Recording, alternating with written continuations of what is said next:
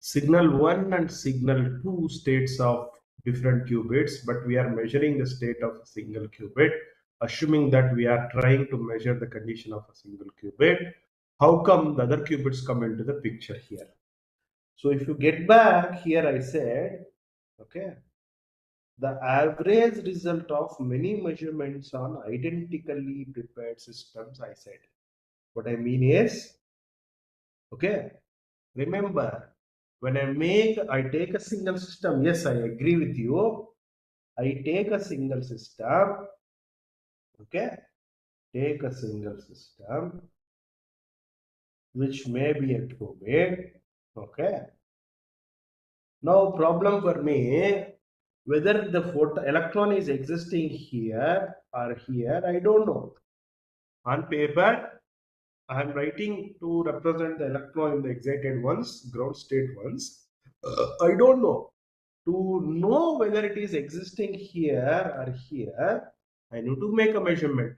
But one measurement, right? If I toss a coin and getting a head one in one shot, doesn't mean the coin always gives me, by tossing, gives me head, because it's a fair coin. It's a probabilistic in nature. It can fall into head or it is a fall to tail. So here also, in one observation, I'm not going to get the exact result, exact insight about the quantum system. What I'll do, I need to make several attempts on this, several iterations on this.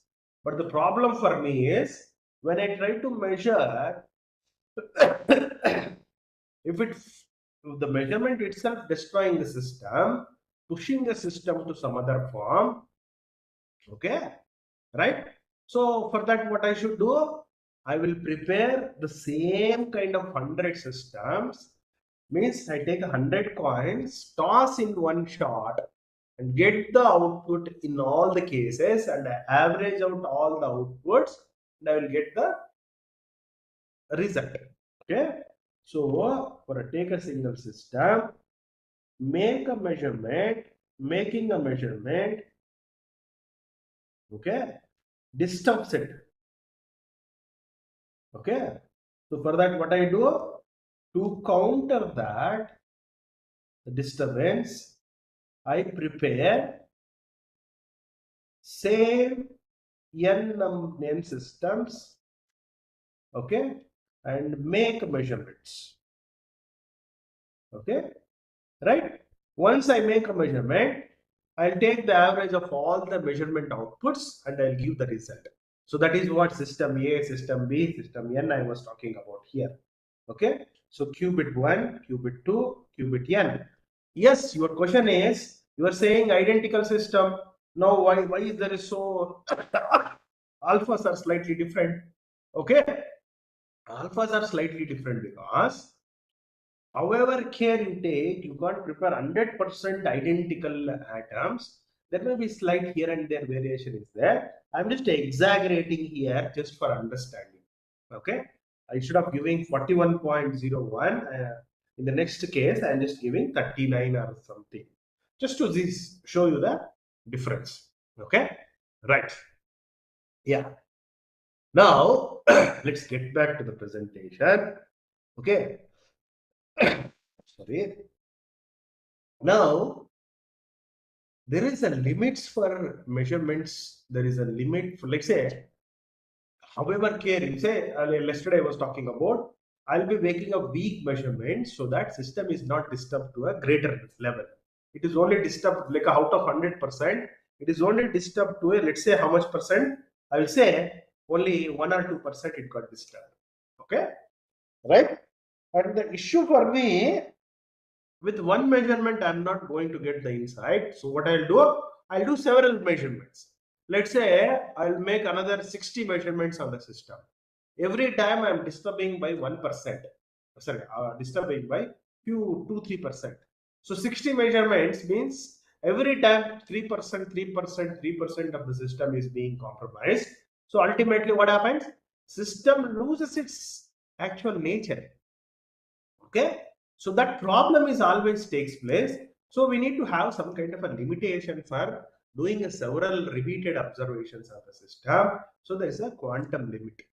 Okay. And one more limit is when you make a measurement on the quantum system, you can't get exact answer for every variable I used for measurement. Okay.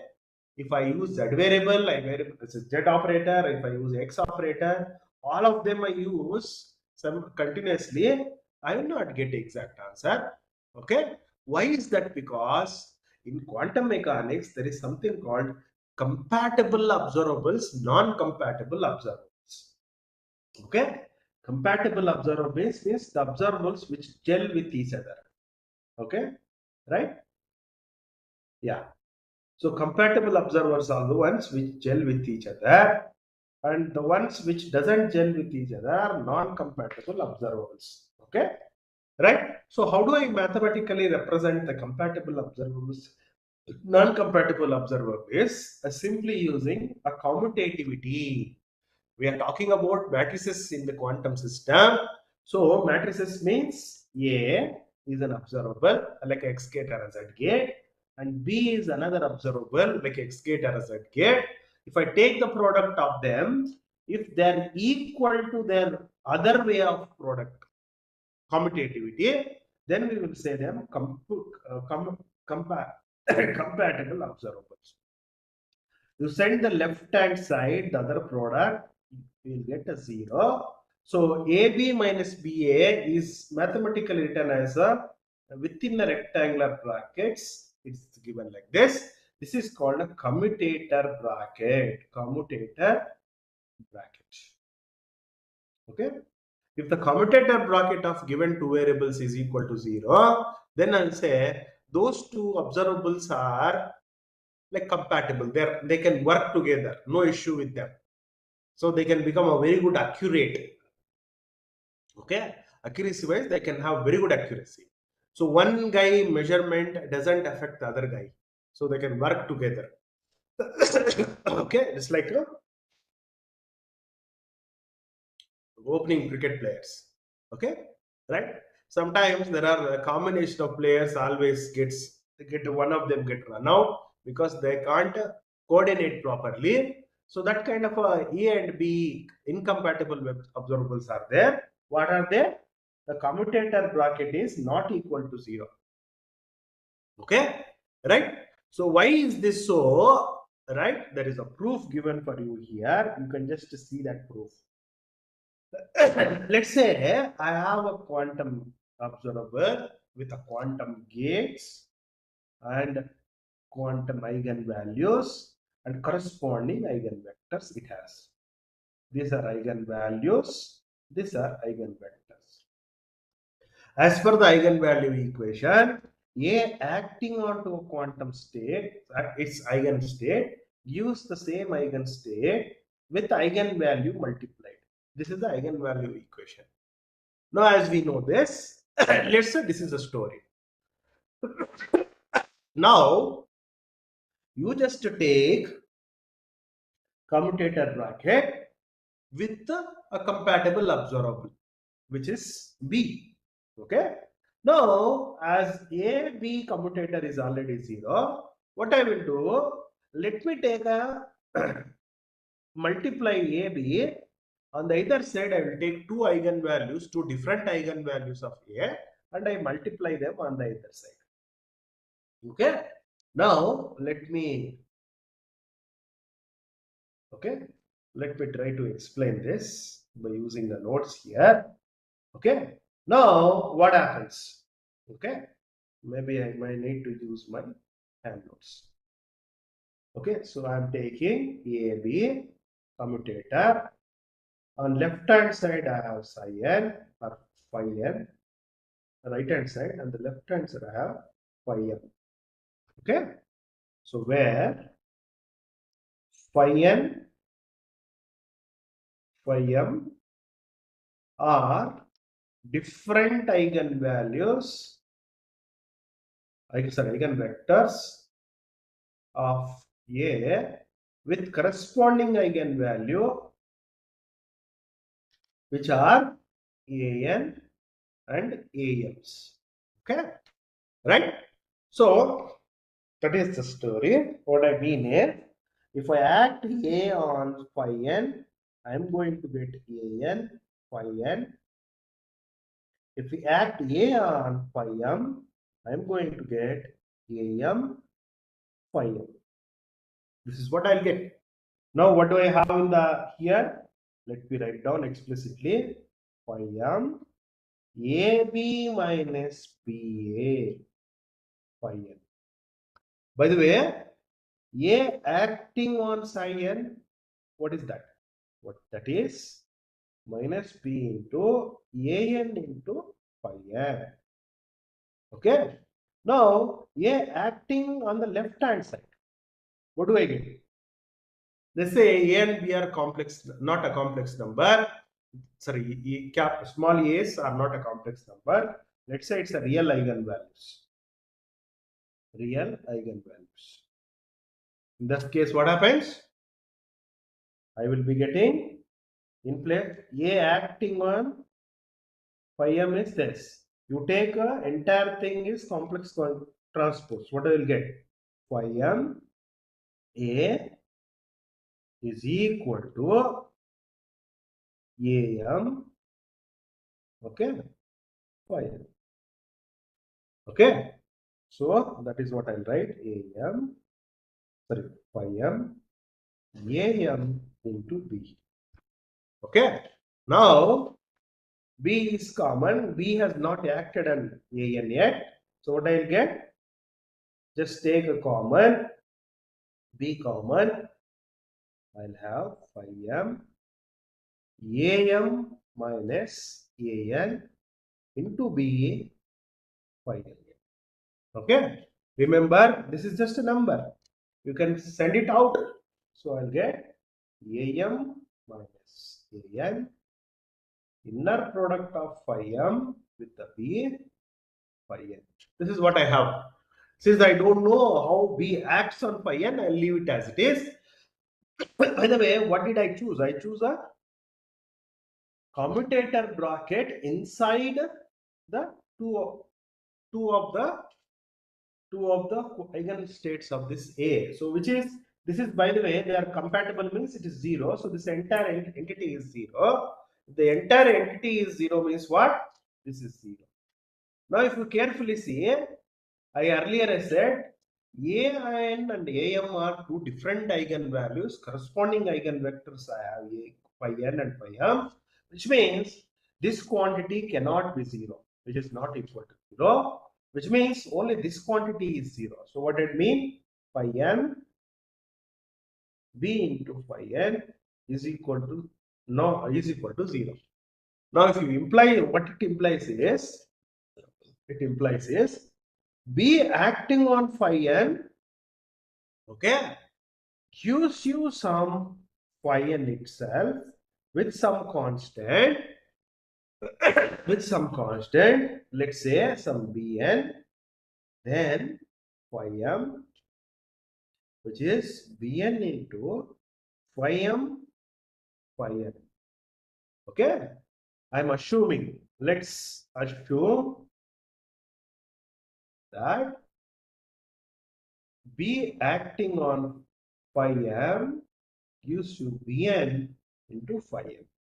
In that case, it makes sense because inner product between two different eigenvectors is going to be 0. So this is a constant, this cannot be 0. So this is going to be 0. So which means whatever assumption I made is correct, which means my assumption is correct. What is that assumption, by the way? Purchase B acting on phi n, giving me Bn and Bm phi n. Okay, so therefore phi n is also eigenvalue, sorry, eigenvector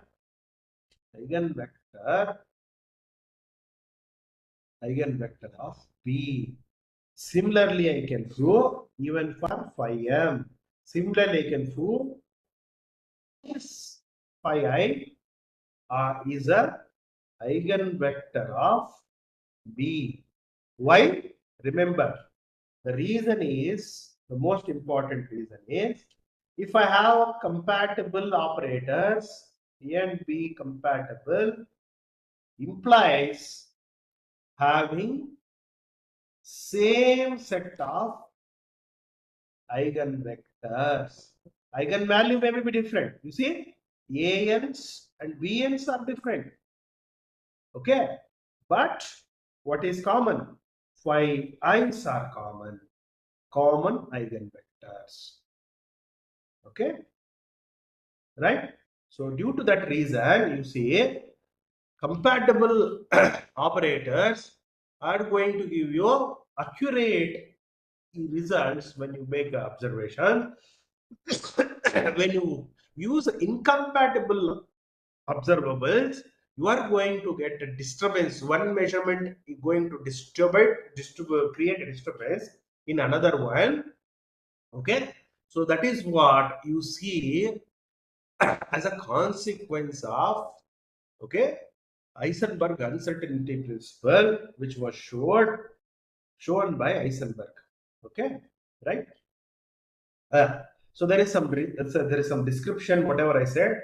In the case of commuting, there is compatible case, non-compatible case. What is there? It is written in text form. You can go through it. That okay. Now let's come back to that consequence of non-compatibleness of two observables. Okay.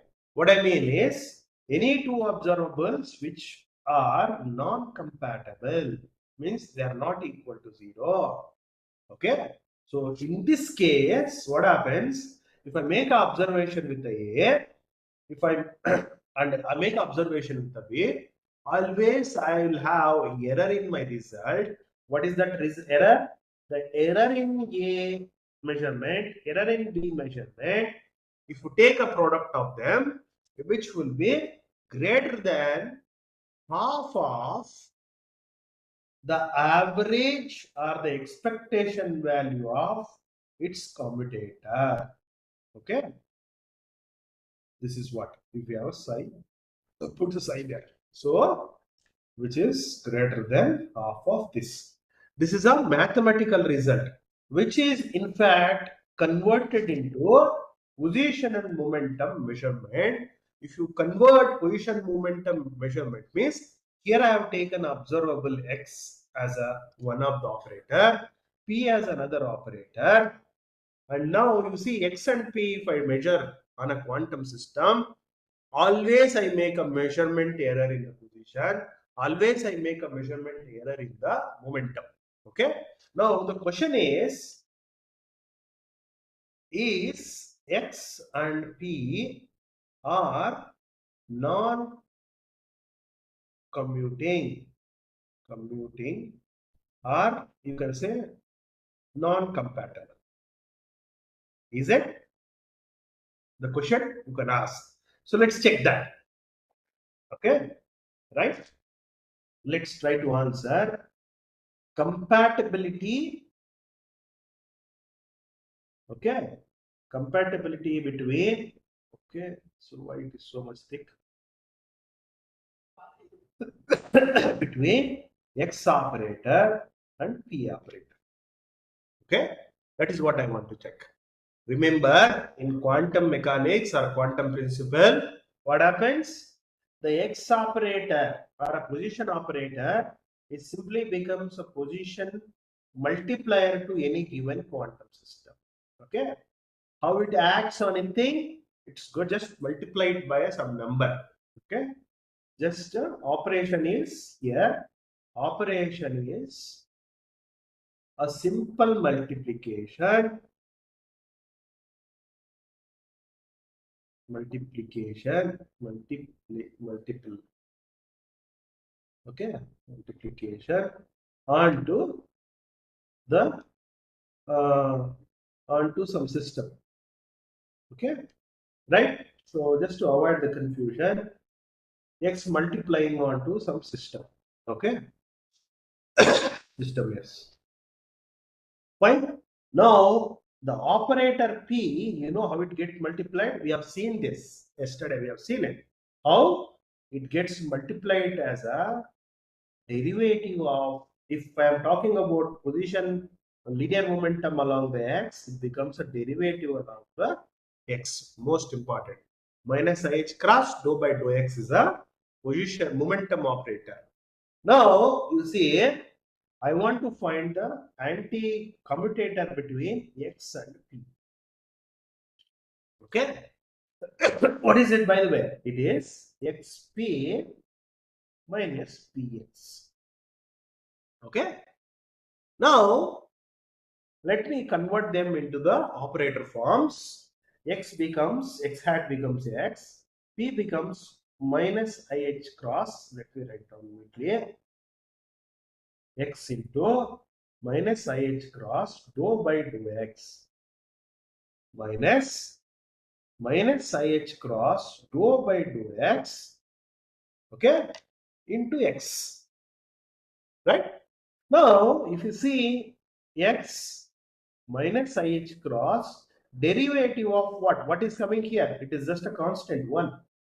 Okay, derivative of 1 minus of minus becomes plus, ih cross derivative of what is there here? It comes here dx. Okay, so derivative of 1 is 0, derivative of x is 1. What I get? I get ih cross. So this is 0. So the x comma x hat and p hat commutator is ih cross.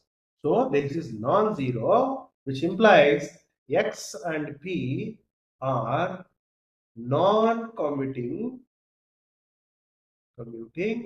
and non-compatible.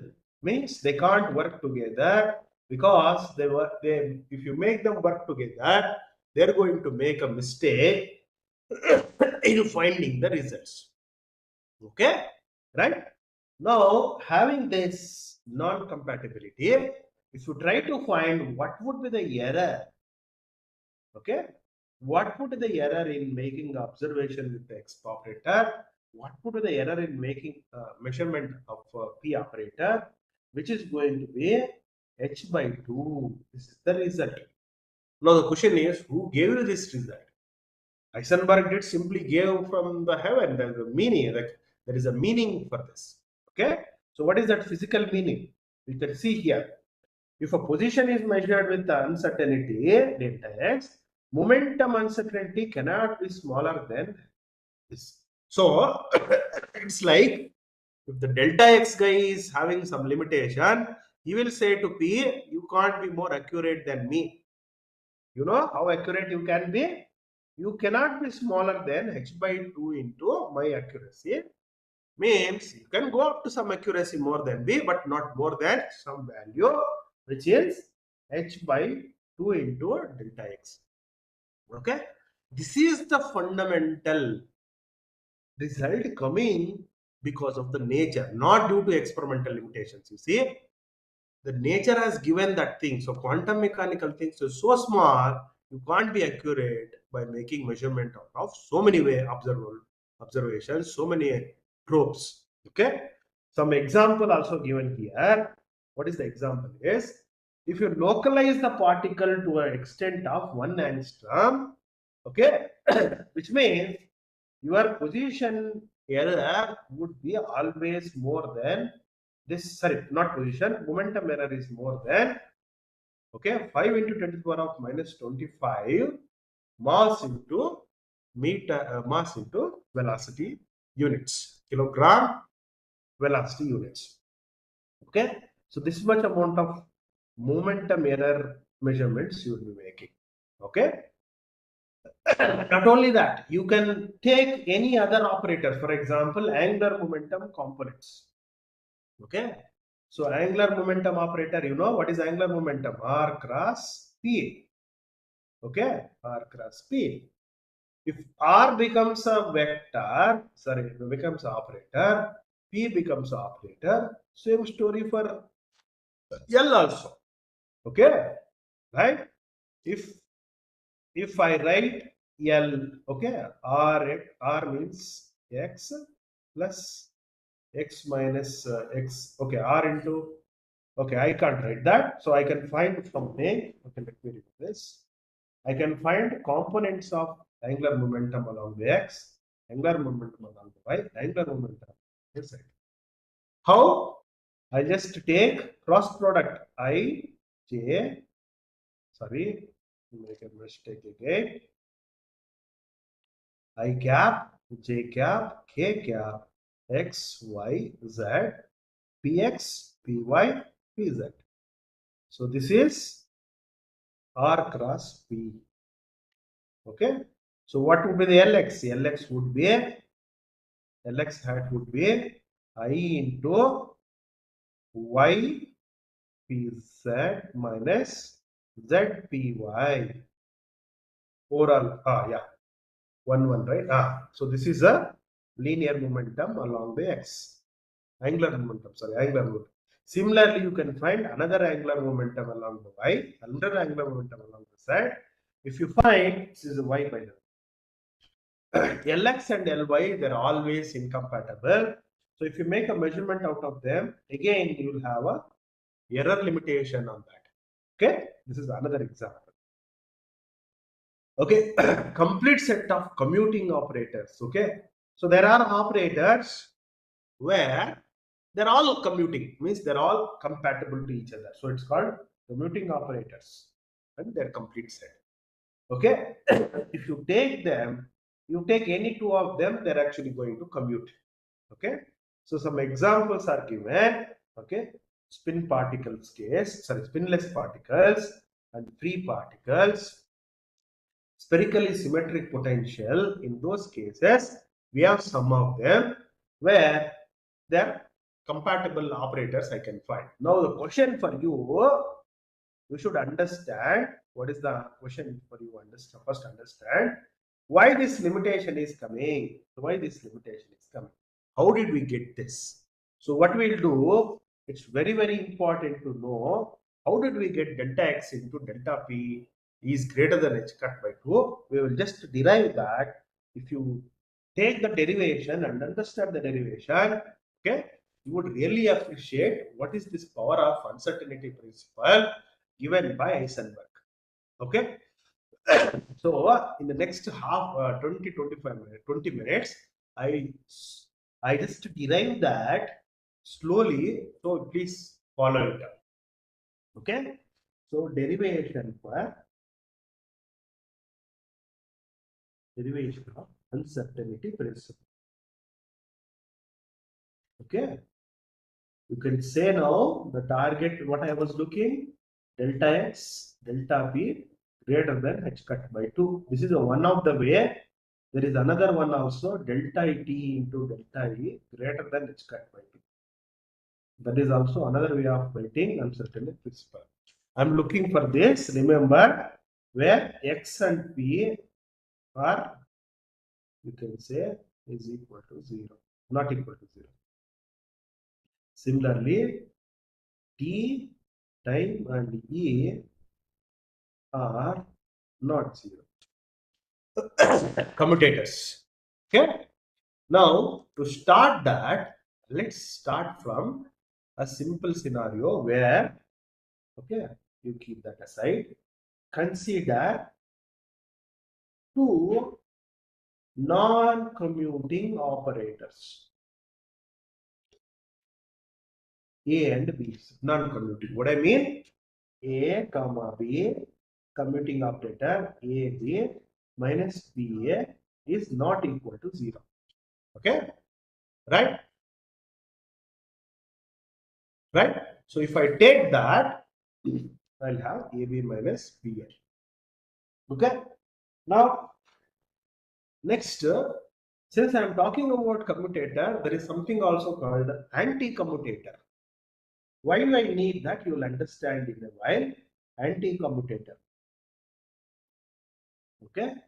Just take an anti-commutator means what? You write this time with a flower bracket instead of rectangular bracket. You instead of taking AB minus BA, you take AB plus BA. Okay. Right. This anti-commutator and commutator would allow me to express the product between A and B as commutator plus anti-commutator sum divided by 2. right? You see, this 2 sum and you divided by 2, you will get the actual product. Okay? Why do I need? You will see in a while. Okay? Now, for me, okay, keep this aside. Let's say I have a operator M. I make observations on given quantum system several times. Every time I make a observation, I'll get something. I want to know what is the average value. So mean of observation, by M is this. For time being, I don't want to write every time because the system is normalized anyway. Let's say if it is not normalized, I have to put that denominator. Okay. Now, if I am making a measurement with M, okay, if I'm making a measurement with M, what I will do, I'll make a errors. Okay, right? So, like I'm making a errors, or my observations giving me errors means my errors are deviation from some average value, right? Okay, so I'll write usually the deviation. Let me write down the word deviation from expected average value. Expected average value, okay, of M would be what?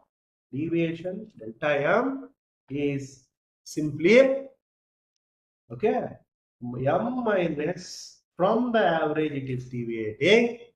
Okay, I'll square it and finds its expectation value and takes the square root of it. Okay, this is a as per the standard deviation formula. Okay, as per standard deviation formula. Remember that. Okay, just statistics. Okay, so expectation is there inside. I'm finding the expectation of a square. So I need to get rid of that. I'll just take the square root afterwards. If you carefully see this, take the square root, keep it as it is. You know what is this? Expectation value. Inside expectation value, I have a M square. I have expectation value square minus 2 into M and expectation value. This is what I have. Now, there are 3 terms inside. Okay, 3 terms inside. What I'll get? So this is M square and its corresponding expectation value. Okay, right, later. M square, I'll have M square expectation value, right? Expectation value minus 2M into M. So this is the result. Now you see there is a M square, there is a 2M square. So what I left with? Okay, we have to be very careful in writing. M square 2 into M square. Okay, this 1M square and 1M square gets cancelled. What I am left with? M square minus, okay, expectation value square. Okay, so this is the deviation for you, even as per the statistics. Okay, right? Now, what I'll do, I'll play a small trick here. What is the trick here is, okay, usually in quantum mechanics or quantum principles, okay, right? Okay, I'll come to that. There are a couple of questions. I'll come to that at the end. Let me finish the derivation and Let's say observables which have taken A and B are the 2 observables. So one observable A, another observable A, B. Usually they are complex conjugate to each other and they are transposed to each other, it is called Hermitian. They are Hermitian matrices by default, Hermitians. Okay. When you have a Hermitian operators, if you take their product, it is also going to be Hermitian. Now, if you find the expectation value of the Hermitian matrices, you may get a complex result, which could be a complex number. Okay. So, by the way, what do I know? I know, right? Let me remove this. What do I know? AB is commutator plus anti-commutator divided by 2. Okay. This is I have. Now, here what I got. Here and the above I got, it's a complex number. Let me put inside. So complex system, expectation value of AB and the expectation value of anti-commutator divided by 2. Okay. This is definitely going to be A plus IB. Okay. Let's say this is A plus IB, A prime plus IB prime. So this is an A plus IB. So just to send 2 to the other side. So what it becomes? 2 into A plus IB. What it implies? It implies straight away, you can say, right, expectation value of A comma B commutator plus expectation value of flower bracket. This is anti-commutator. Expectation value is equal to 2A plus 2IB. Okay. Now you see, this one is a commutator with a negative sign inside between AB and BF. This one with a positive sign. Okay. So what I can by the loss of without loss of any generality, I can show that this quantity is A, 2 into A. This quantity is 2 into B. It can be possible to show 2 into B into I. Okay, right? So which means if you just take absolute values on the left hand side, absolute value on the right hand side, what you get is A comma B absolute whole square. It's just like absolute square on the either side of two complex numbers. If you do, this is what happens.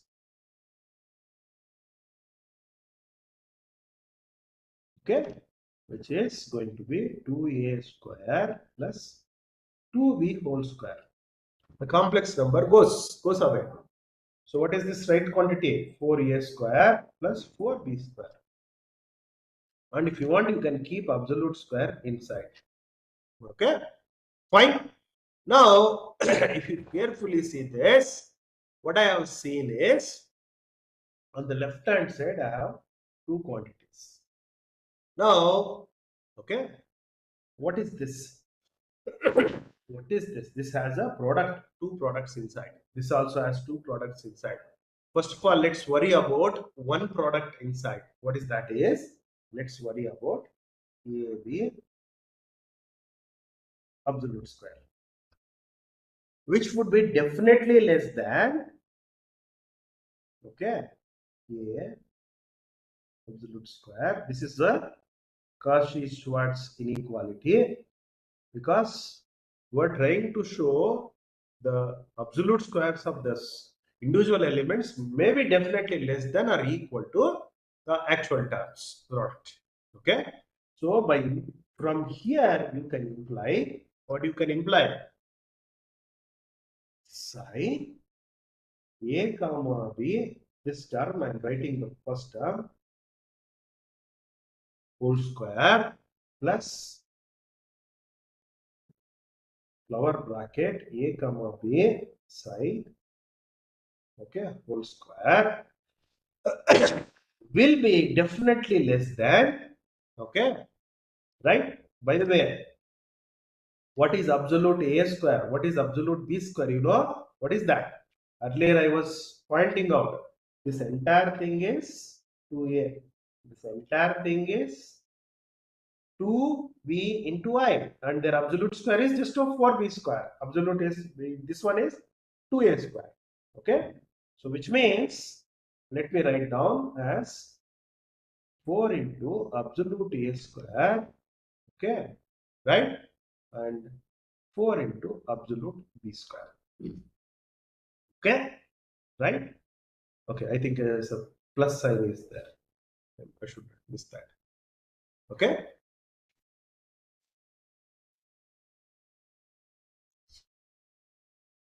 Fine. Okay. I'm sorry.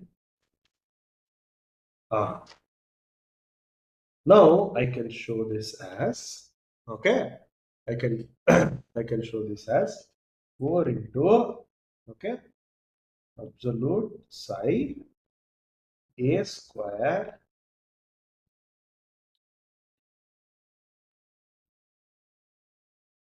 b square whole square. Okay, not required. Okay, not required. This I can show. Right? Fine. Now, if you now just to concentrate on only on left hand side and only on the right hand side. Okay. So what I will do now, I'll just introduce A is equal to some operator D and the separation from its average value. Positive. B is some operator and its value different from its average. Okay. If you do this, what is the A square value? A square is G square G. Okay. This is the quantity. Now we just saw earlier, if I try to find expectation value of this, what I'll get, expectation value of this is, okay, this is what I'll find, right? G minus, okay, so this is also could be showed as, let me write down that neatly. This also could be showed as expectation value of this is expectation value of G minus G deviation whole square, right? So this is equal to G minus, okay, which is the gradient, sorry, variance square. Okay. Similarly, the b square is k minus k, which is variation in k. So basically, I'm talking about variances of g and k. Now, in your expression on the right, you have a square and b square. Okay. So on the left hand, we have a and b. First of all, let me write down what is comes on the right hand side. Right hand side, I'll get simply 4 into delta g square into delta k square. That is fine. Right hand side I got. Now what happens to the left hand side I should know. Na? First of all, the moment I take a is equal to this, b is equal to this, what happens to a and b? If you find a into b, which comes out to be, you can show it, okay? You can show it, in fact, as in terms of, okay, I'll just right away write the result. Okay, just a minute. A comma b plus a comma b divided by this ab. Okay, this result. Oh, now, okay. So now what happens is, if I just take expectation value of a comma b commutator, okay, which is going to be simply g comma k commutator. You can show that, in fact. Okay, right? So, and one more thing is, the anti-commutator actually disappears when I take such a combination. This is going to be 0. Okay. Sorry. Right. So with this, what I can get is the left hand part of, see here, I have a left hand side, there is some quantity, right? So this quantity, so let me write down that left hand side, which is summation over, sorry, not summation, inner product of G comma K. Right hand side is greater than equal to 4 into delta G square delta K square. This is what I have. Okay. Now, fine. Now the final result we have not still seen in terms of position and momentum operator. Now you see, take G is equal to X operator and K is P operator. As we know, X comma P and their commutator G comma K commutator is non-zero, which is IH cross. We got earlier. Okay. So let me substitute these results at the top. Okay. Right. So when I do that, IH cross, right, which is greater than 4 into, right, I'm sorry, it's not a greater than symbol. Yeah, see here, important. Okay, it's less than symbol. Okay, I should not miss that. Okay, less than symbol. Huh? Careful, we have to be very, very careful. Okay, 4 into delta G delta P. So in place of G, I have X, delta X. In place of K, I have P. Okay, whole square, whole square. By the way, IH is a constant, you can send it out. And inner product between psi with the psi, 4 delta X square plus delta P square. And by the way, while you sending it out, it's a complex number, right? Okay. So it's absolute square you are doing, right? When you're taking the absolute square, it just becomes x square. So it's less than 4 delta x square or delta p square. Okay. Now let me write down left to right, right to left. Delta x into delta p greater than h square by 4 square root. So delta x into delta p is h by, so greater than h by 2. So this is the result which even mathematically derived by Heisenberg. So what he did, he took non-commuting operators A and B. Okay, he derived its variances. Okay, so those variances could be used to derive the errors in position and momentum operators. Okay. So due to this, the limitations were actually coming up, which was explained in the PPTA here. So the limitation is this. Okay. Right. So there are other scenarios also discussed. What is the standard quantum limit? Right. So with respect to uncertainty, okay. So if the number of systems are some number, in that case, how is this limit is actually going to be dictated with the number of qubits or quantas is also discussed. Okay, right? So there is a small tech error. I will just correct it and I will put what I mean is delta x one shot is dictated by the number of attempts and the wavelength. Okay, so I'll just correct these things, the tech wise LaTeX, and I will share it again. Okay, so on overall, remember the uncertainty in measurement of non-compatible is the limit. Okay, right? So in several cases it is being discussed. So you can go through it and understand for time being. Okay, right? So let me take the questions now in the last 5 minutes. Uh, yeah. So there was a question here by Lakshnar and Ravji. All these results matching with experimental results, can you please provide more insights? Yes, of course. Okay. So whatever theoretical predictions made by Heisenberg with his equation, in fact, yes, these were experimentally proved. So if there is an electron whose position if you try to find exactly, in that case you cannot find with the same accuracy in its momentum.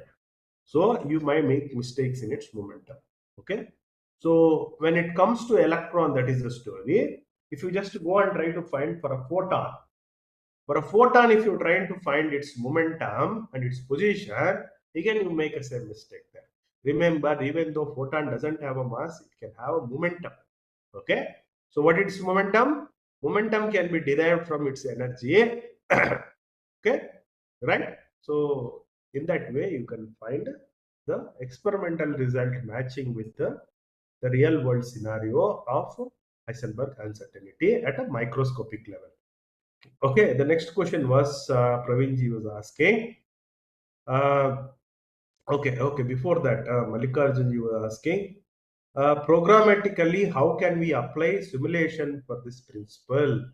Okay, programmatically means when you are dealing with the qubits which were very, very small, just like let's say trapped ions. The trapped ions or each ion is a qubit per you. So while dealing with these qubits, you are not supposed to measure and expect more accurate with the more accuracy with the non-compatible observables. Probably you have to choose a compatible observables to get the exact results. If not, you have to compromise with the errors which may creep in with the non-compatible observations you are going to make. Okay. So programmatically means when it comes to programming an actual hardware, you have to take these things into consideration into your calculation so that your calculation is not completely gone crazy with an errors. So you have to see, you should remember that if I am doing work with certain computation with certain qubit, we are doing certain observable, let's say X gate, Z gate or something, that gate gives some amount of error. So you need to keep that into consideration. Either you have to do the mitigation, error mitigation, and do the computation. Okay. So it will give insights for you how much error is going to come in your calculation in terms of the deviations, delta X and delta B. Similarly, some delta Z and delta X, delta Y, something like that. Okay. Okay. Can quantum measurements be reversed or undone? Yes, of course. Remember, if the quantum measurement is not pushing the system to classical form, what I mean is, if I have a quantum operator A or a quantum gate, if it acts on a quantum state, it puts the quantum state some other. Okay? That way, what I do, I act once again A on the side prime, I get back my side. So both sides have a quantum system. Fine, it's reversible by nature. Okay? Unless if I have a quantum system, let's say some quantum gate operated, it puts the system to a single bit state 0 or 1. In that case, I can't get back. Okay. It's like a coin being tossed. It is during the flight I'm talking. Somebody comes and catches. So once they catch, its quantumness is actually destroyed. It's fallen into classical form. What I should do to put it into flight, again I have to toss. But exactly the same toss I can't give. Okay. Same thing. Okay. That's the answer for your question. Can quantum measurements be reversed? Provided if they are not destroying the quantumness. Okay. But still in some quantum form, yes, of course, we can do the reversing. That is how quantum error correction is being done. Okay. Right. The next question. Where and when do we use standard quantum limit? Okay. So this is just error corrections. Okay. When you make a measurements, the measurement operators are creating some errors. How much error is creating? How much it is acceptable? Okay, for my further calculation. During that, we will use this standard quantum limit. measurements. Okay, right? Fine, I'll stop at this point. So whatever questions I had, I just answered. Yeah, most of the questions were answered today. Okay, Okay. fine. So looking at the schedule, wait a minute. We are supposed to cover today. 1 minute. Quantum measurements and quantum non-demolition measurements. So non-demolition measurement means we will do the repeated measurements, okay, so that system is not going to be demolished completely. So we'll be keeping it to a very, very smaller destruction levels. That is non-demolition measurement. So I might give some kind of a description later, but time being, this is all about the quantum measurements. Okay. So yeah, we'll take a break for, I think I'll take a break. So somebody else will come for tomorrow, and I will meet you on day after tomorrow. There I'll start with what is the light from the prospect of not electrons, from the prospect of light. We will see how we quantum particles behave and how to describe them. Those things we'll discuss in the next session. Okay, right? I'll hand it over to Avasti sir. Sir, take over. Okay. Thank you, sir, for your wonderful lecture on this quantum measurements and finishing it today. So tomorrow, as you mentioned, we have another speaker. Again, in continuation of our topic of this quantum measurements. So I again thank all the participants and the speaker, today's speaker, Dr. Asosar, for this wonderful talk. And so we are now end of 7 day. And I request the participants to please submit the quiz if you have not done so far. And if you are having a specific issue, like in the quiz, you are not able to access it, please send us an email. We will try to resolve as early as possible. So thank you again, my today's speaker and all the participants, and see you tomorrow. Thank you. See you everyone. Bye bye. Bye. Bye. Sir. So I'll upload the both hand notes and the corresponding PPT by tomorrow. There are some corrections to be done. I will do the corrections. I'll just upload it. Okay, sir. Thank you, sir. Thank you, sir. Okay. Okay. Okay, sir. Bye, sir. Bye.